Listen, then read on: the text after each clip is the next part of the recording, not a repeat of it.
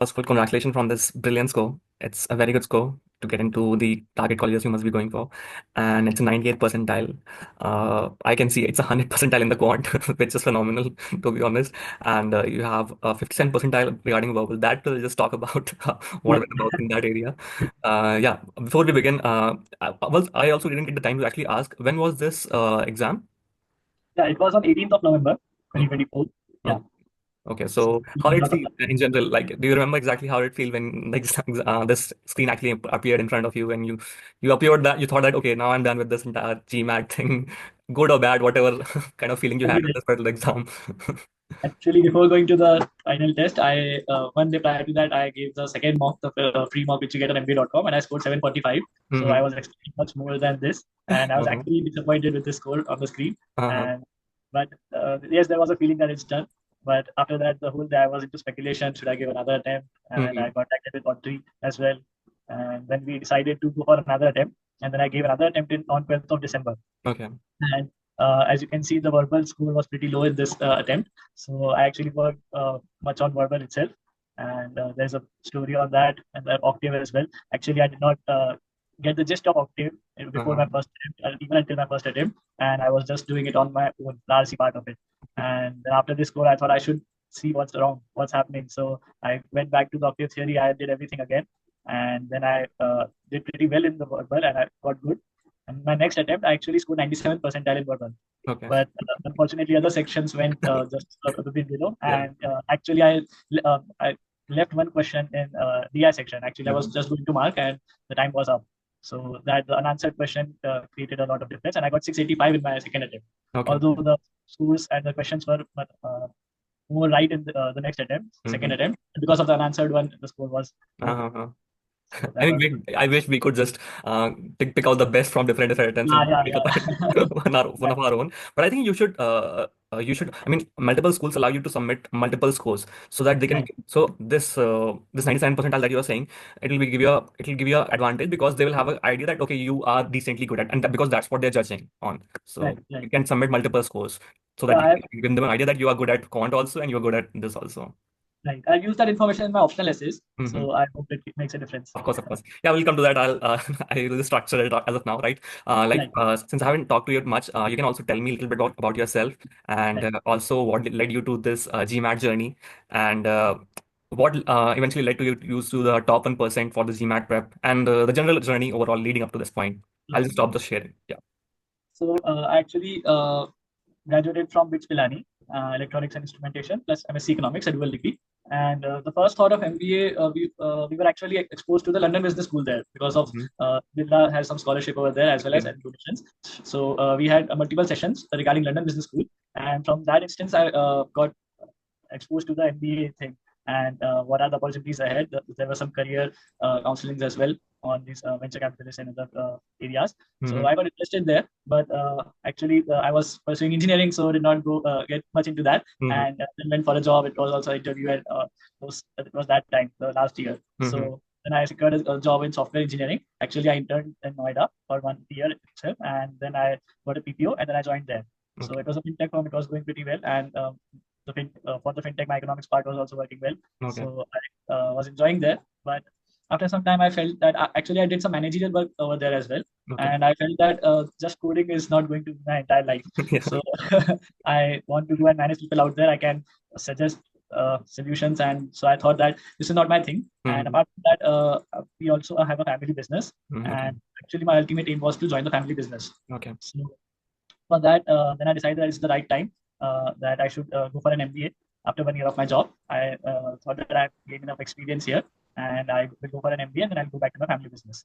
Okay. So that's how I started my MBA journey. And for the coaching, I actually researched quite a lot of coachings. And then after getting 2 or 3 demos, I went with top 1%. And there were multiple reviews. And also, it was suggested by many people. Okay. And I actually realized why they were suggesting. And it was a pretty good experience. It was amazing. Mhm. And uh, their results and their approach, everything is amazing. Okay. So Got it. that's how I got a top 1%, and then I started my preparation. Actually, I started my preparation in June 2024. Okay. Uh, I had heard about round 1, round 2, round 3, and round 1 is the best time to apply and so on. Mhm. But I was not actually much uh, experienced or much. I was not informed enough. So I thought that I could do it. I will. The deadlines are in September first week, Mhm. so I'll start preparing now. Give the GMAT and then application में तो कितना ही time लगेगा. But Of course, one yeah, day. application is just a form. Mm. So then I joined the batch which was already started because of the Mhm. timelines, and Uh-huh. I had just 2 weeks being four of the classes, Mhm. and I had my job also. So when I started the course, then I realized the pre-work and everything, it takes a lot of time. Yeah. And after the job, I had only 4 to 5 hours left in my day. So I gave it all, but still I could not catch up with the course fast. So I actually was watching the recordings after the classes, and I caught up with the course just 1 week before the course ended. Okay. So the live part of it was not that good for me because I could not attend the live lectures. But anyways, I caught up with the course, and I was doing pretty good. And but then I started practicing the time practice in the classes or after the classes in the post work. I was able to solve all the questions. But Mhm. then the first timed test I gave, it was a disaster. I realized that you It can is solve questions, for but everyone almost. Yeah. yeah, solve it under 2 minutes, and it's a pretty different experience. Mhm. And the timer, you can see the timer ticking, and it creates a lot of pressure. So Mhm. from after the classes, it was a different, altogether a different journey Yeah. of timing. So I worked on my timing. I learned tricks, how to solve fast. I cleared all the concepts because sometimes it happens that you can solve, but if you have the concepts clear, or I would say more clear, you can do it in a faster time. Yeah. So I worked on that, and one was never a problem. Mhm. I can But see that. yeah, verbal was always I could verbal. It was like ये भी सही लग रहा है, ये भी सही लग रहा है. Was how to differentiate, and it was Mhm. always subjective for me that I look at this way and you look at that way. So it was a matter of opinion. Yeah. So as I told you, till my first attempt, I could not get the grasp of it. Like, Yeah. especially the critical reasoning was good because it was logical, Yeah. but RC was subjective. So Yeah. I got the hang of it later. Yeah, Yeah. that's what I say. I mean, a lot of students start reaching out that they are getting that they are feeling the pressure even at the learning stage of that particular life class. I mean, what I advise them that this is not the exact stage where you should be stressing on yourself. It's more about just learning, going through the entire process and just absorbing whatever is just being taught. Because the main pressure that you have to take, it'll actually start after the first mock itself. That's where Right. the main pressure starts. So you have to sustain this at lab at process so that the main thing actually starts. You can able to at least withstand that particular amount of pressure that's going to be there. Yeah. Right. Yeah, and you said that you were decently but very much comfortable with quant, but even the people who are very good with quant sometimes start making those one or two silly mistakes. And was that happening for you, or it was always like a very smooth cruising journey almost every time? It happened with me. I actually there are simple calculation mistakes you do. You forget to divide by two and you get the wrong answer, Yeah, and it's all the same. Even if you get to the final answer, but if you just miss one last step, then it's all the same. yeah. So it happened with me, but then the error logs helped me. Hmm. I noted what errors I'm making, and I saw a pattern, and Yeah. I got rid of it in 1 week itself, and it was not a big deal. But it happens, and you have to, if you focus on it the right way, Hmm. you get rid of it. So that Okay. was my experience for the quant mistakes. Got it, got it. And for RC specifically, you said you were struggling a lot in RC. How were you able to overcome that particular barrier of because I think the barrier just breaks in one day and then you start getting a hang of it very incrementally, very very fast. So was that for you, or it was a very slow, gradual process? Right. So as I told you before, after my first attempt, I just focused on RC, what's Hmm. happening, what's wrong, and I gave it my all. I revisited everything, all the theories, and then I realized that I was trying to understand the whole passage before trying to attempt. I was trying to get the grasp of everything. I was obviously we are advised not to reread passages, but even then I actually used to reread one or two lines, which Hmm. I felt that I'm not understanding completely.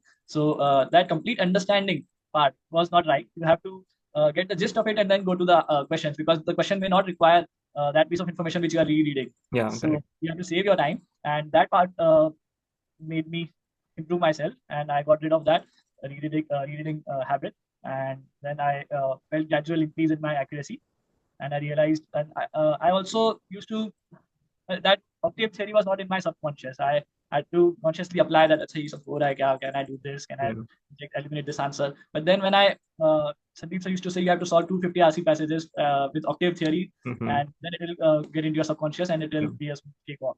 So then I realized that it started happening after I Mhm. applied that, and then it was pretty good for me. I got good accuracy and I could do it well, RC as well. Exactly. I mean, because Octave is not the most natural thing that people will follow on a natural basis if they haven't been preparing for GMAT. You are supposed to understand the things and try to connect the dots just for the sake of it. Try to get much more creative with the entire information that is given to you. So to get over that habit and just focus on just getting done with that particular passage in the period of 5 minutes, uh, and believing that idea that this will actually work, that's I think That's a big right. hurdle because you have this notion in your head that I am able to get that 70% accuracy with my own method.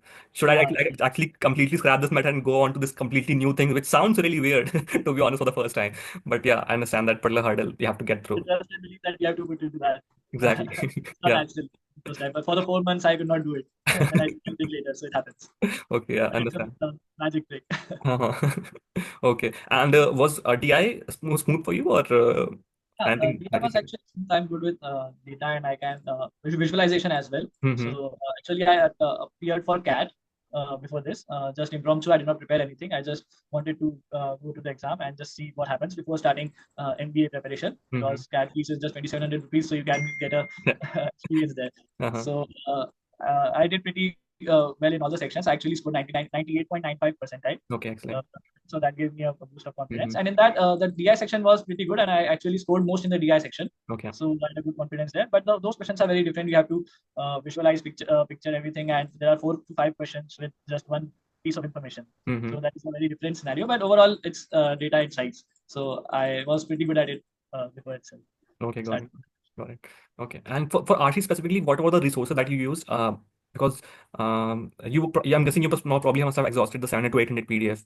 You also must have exhausted the marathon series. And did you also use the LSAT papers or? Yeah, I initially did not go for LSAT papers, and I did not have much time as well for my. Hmm. I was preparing RC 700 to 800 and marathon series itself is a lot, and Yeah. it takes time. So after doing that, I thought that I'm done with it. I'm pretty good, but Mhm. on the exam day it didn't go well. So Uh-huh. then I started with LSAT as well, and those also helped. Okay, got But it. yeah, the more you solve RC, the more it gets Yeah, exactly. better. Yeah. Yeah, that's what I So advise many practice. people. I mean, whenever people ask, like, I don't have any structured plan for the last week of exam, I just ask them to just solve more and more RCs. That's Eventually, it right. will help you in everything, even if It's that's about not the getting data section. comfortable with it. Exactly, exactly. Yeah. So, and since when you were doing this entire prep, you were probably working also. So, what was Yeah. your general schedule on a weekday and and a weekend? How much amount of hours were you dedicating?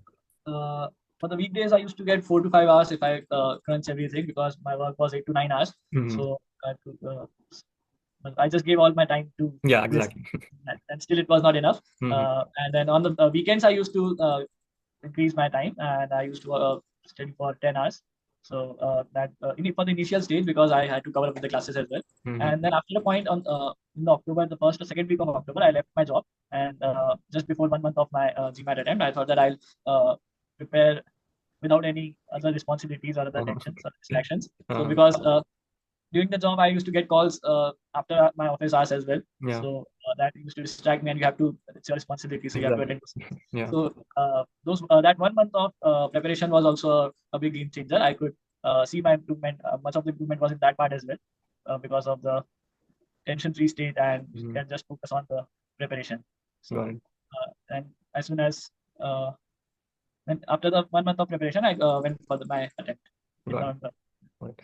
In general, what would be your judgment? Like how much the time for someone, for example, someone is watching this particular video and they are planning on giving an exam. People like to be much more organizational, and how much amount of time they should dedicate. Definitely, that okay, this much time amount of time I'll probably take to give my GMAT. What will be your perspective based on that? So actually, depends on person to person Yeah, I mean, yeah, because you had a cat experience also, so it would probably yeah, must have been much more easier for you. yeah, it depends on how you are with the subjects and how you perceive them. Because Hmm. quant was not a problem for me. Somebody might have quant as a problem, and for verbal reasoning or RC, somebody might be a natural in that, and Hmm. he can just feel it, he or she. So I would say, whatever time you are thinking, you'll need more time than that Yeah. because it takes time, and everybody thinks about the application as well, the deadlines. So you have to have time in your hand because I was thinking of for my case I was thinking about applying in round one, and because of that I took a course that had already started. But Yeah. in the end I went to apply in round two, and I was even going for an round attempt three, the third Hmm. attempt, which I could not because of the applications. I realized that it takes a lot of time Yeah. and was not fitting in the timeline, so I did not go for another attempt, which I feel I could have. But anyways, that's a different story. But you will need a lot of time. So anybody who's listening this, if you are applying, you are Yeah. thinking of applying for whatever round, so have at least a month or two Yeah. for yourself, so that things go well. Because you never know what happens. If even some emergencies can happen in your family, or you may not get enough time. So always you should have 1 or 2 more months for buffer. So I would say 4 to 5 months you should have with you before your GMAT exam. Got it. Got it. Yeah, That it's would be yeah. at I mean, least. application part is a tiring journey too. I mean, people don't realize that it's a cakewalk. It's not. It is Uh, exactly. It's a very exhausting process. right. And you may have second decisions. You may, after 1 or 2 mocks, you'll feel that it's not for me. But Hmm. you have to just stay with it and be determined. Uh-huh. Yeah. Yeah, I mean, what was your motivation? Because you were able to, you had couple of months remaining, and you were able to get through one exam, one attempt, and then you wanted to increase a little more. What was the general motivation throughout this entire process? I mean, if I could get that idea. Initially, it started with I want to go for an MBA. I want to learn how management is, how business works. And but when I joined the course, the insights shared by Sandeep sir motivated me a lot. Hmm. And the way he presented how the MBA affects you, and Hmm. what how your post MBA life is going to be, Yeah. that motivated me a lot. And then I aimed that I want to go to a good college. And so this is the right thing for me, and this is what I should aim for at this point of my life. Got So it. that kept me motivated always. Okay. And you also had a CAT score. You didn't apply for Indian schools previously with that CAT score. I was getting mails, but I did not want to go to any Indian school because I knew the value back then, because Hmm. of I know the rankings as well, and Hmm. ISB doesn't accept CAT. Yeah. Yeah. So, and regarding the IIMs, I was getting some offers from LKI, but I did not get any offer from ABC, so I Hmm. did not go for it. Yes. Yeah, Yeah. you were already in the mindset that go to the top thing or not. Right, right, yeah. Yeah, yeah, Even got it. now, it's like that. I Yeah, have applied to some colleges. If I'll not get one of those colleges, then I may go for the next year. And right. yeah, that is also a different story. Actually, I have 2 years of work experience. Okay, So I actually okay, graduated in 2023, and in 25 August or September, by the time the course starts, I'll have 2 years of work experience. okay. So it's the bare minimum for any MBA Yeah, yeah, yeah. program. I mean, Right. So with your score, if you effectively want to utilize the profile, I would suggest you to. I mean, I'm not a professional in that area, but I think you should have that 3 years so that you can be a much more competitive. Yeah, definitely. right, right. So it's also an advice for everyone who's in my board and thinking of going for an MBA with just 2 years of work experience. You will need a lot better score than you are actually thinking right now. And even with 695, I feel that I should have a greater score so that I stand a good chance at those colleges. And I can even tell you, when you apply, when you send your scores to the universities, the Mhm. MBA.com tells you in what percentile do you lie of the students who have sent scores to these Yeah. universities. So I am actually in 94, 95, 96, and even 97 percentile of the students who have sent score to those universities, Hmm. and I still have got some rejections. So that is all because of the work experience. And obviously, if the average work experience is 6 years, there might be people with 8 years work experience, 10 years work experience as well. So to sit in that class, you have to have some good credentials, even Exactly. in work experience or your GMAT scores. Yeah. So definitely you are at a slight disadvantage if you have just 2 years of work experience. So you Mhm. need to aim for a greater score. Exactly. I mean, you when you also have a lot of work experience, you also have a lot of confidence because you know what you're bringing to a table in those class discussions and everything. So it's an overall thing from your part Right. also and from the admissions part also for the colleges also. Yeah. And how many number of mocks that you gave throughout this entire process? Because a lot of students keep asking how many mocks are you going to give. Some people are Yeah. start going for other third party mocks, 10 mocks from there, 10 mocks from there. I mean, what is the general idea of yours that these are the number of mocks should be sufficient to get a score itself? So total, I just gave MBA.com 2 mocks, which Hmm. we get 3 mocks, and the 9 mocks from top 1% portal. Okay. That's all. Because there's no point of giving another mock if you have not improved Yeah. between those 2 groups. If you are getting some score, say, let's just say 675, and you want to improve your score, and you have not done anything, and you think that next day I'll just give another mock, and you most probably will get the same score, and there is no difference. And I would say you have just wasted a mock, because you have to have some improvement before that. You have to analyze what went wrong, and you have to improve on those areas. Yeah. Otherwise, you will give 10 mocks with the same score, and you will also be frustrated. What's happening? The score's not improving. So you have to have some work on yourself Yeah. between mocks. So then you will feel that even 5 to 6 mocks are more than enough. Got it. Yeah. Okay. Understood. Yeah, that's a pretty decent bar to be honest. Yeah. And finally, just tell me how was your exam experience coming out of the exam experience journey? How was did you went for the center or did you give it online? Yeah, so I went to the center for my first attempt, Mm-hmm. and it was a crazy experience. I actually did not know that passport is required, and it Okay. may feel silly to some people. Some people might relate to me, and it was. I just read one day before. There were policies, and there were in the email. There was a link that please see our Mm-hmm. ID policies and the accepted identifications. So I thought Aadhaar card India mein Aadhaar card se to sab ho jayega. And it was not the case. And Yeah. then I just one day prior I read those policies and I realized that passport is required and the physical copy, the original passport. So my passport was actually at my home in Nagpur, 1,000 kilometers away, and I gave my test in Noida. So Mm-hmm. I had to call my parents, and then they had to arrange somebody who's going to Delhi with by flight. And in the morning, I received my passport. So that was also a hassle before the exam. And on the test center, I felt that the test center was good. It was neat, but the constant people, there was no timeline because everybody is giving their attempts in just 15 minutes. There are, people are starting there with their exams. So constant moving of people, the keyboard clicks, mouse clicks was actually quite irritating for me. Yeah. I could not focus on the questions because of the movement, constant movement there. So, but I cannot blame anything on that because that is how test center would be. And even after that, it was very quiet. But just the keyboard tickings also pissed me off. So it might not be same for everyone, Yeah. but that was not a good experience for me Mm-hmm. due to that reason. And for the next attempt, I chose online because of the experience in my first attempt. And online was pretty good because everything was under my control and I could, and it was my laptop, everything, the setup was Yes. mine. And I Mm-hmm. could, I was prepared for that. And on Mm-hmm. the exam day, there was no changes because you have your setup ready Yes. already. So I would prefer online to offline attempts Got it. because of my experiences. It can Yes. be different for anyone. Yeah. Yeah. Sure. And were there any surprises in terms of the content and compared to whatever content that you have gone through from top and other resources, if you have, then what was there any surprise in terms of the content of exam questions? Yeah, it was more or less similar to the MBA mocks, Mm-hmm. and it is definitely people might have heard that top 1% mocks are actually quite difficult, and it's a very good thing because it uh, gives you chance for improvement. And uh, it's always if you score some XYZ score in top 1% mock, definitely you score 20, 30 points or even 40 points more in the actual exam. Yeah. So it was it felt easier after giving top 1% mocks, the actual exam. So That's great. yeah, And it that's can the go. aim. That's the aim we are going for, definitely. Yeah, Yeah, right, it's good. It's good that we are getting that particular feedback firsthand. Yeah, right. yeah. And finally, any do's and don'ts that you would want to share to particular student who is actually preparing or who would be preparing after watching this video later on? Yeah.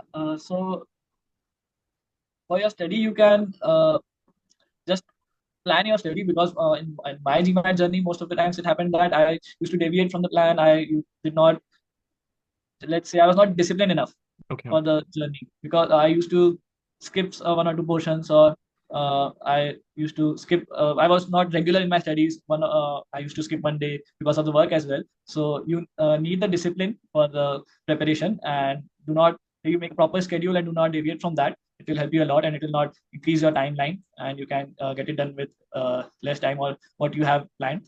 So that would be a key. And regarding the attempts or the exams, I would say uh, one or two tips I can share that you can actually feel when you have marked the wrong answer in any question. Mhm. Uh, Especially it happened in my first attempt. I actually realized in the second or third attempt of my quant, second or third question of my quant, I marks it was heavy calculation. It was not a difficult question, but calculation was heavy, and there I got a marker and plastic sheet which was I was not used to at Yeah. all.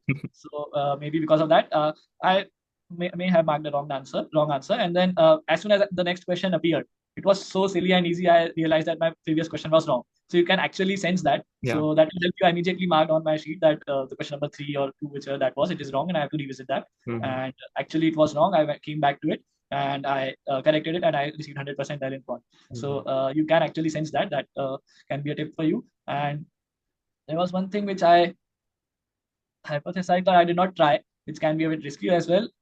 It is that if you are not getting enough time for review and edit, and anyways you will not review and edit those answers, Yeah.